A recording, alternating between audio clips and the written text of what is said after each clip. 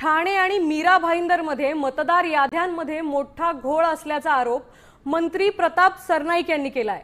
मंत्री म्हणून मी जबाबदारीने बोलतोय असंही त्यांनी म्हटलंय।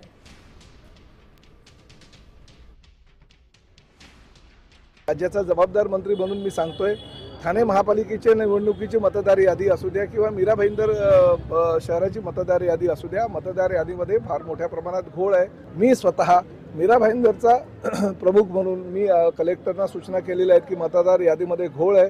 ठाणे आणि मीरा भाईंदर किंवा इतरही राज्यामध्ये काही ज्या ठिकाणी असा घोळ असेल त्या ठिकाणी मंत्री जरी असलो तरी आम्ही आमच्या कार्यकर्त्यांच्या ज्या सूचना आहेत त्याचा विचार करून जिल्हाधिकाऱ्यांना तशा प्रकारचं निवेदन देणार।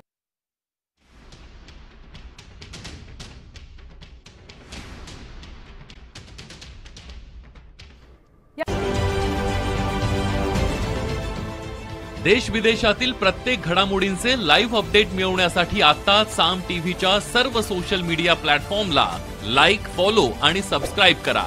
तसंच सर्व नोटिफिकेशनसाठी बेल आयकॉन प्रेस करायला विसरू नका।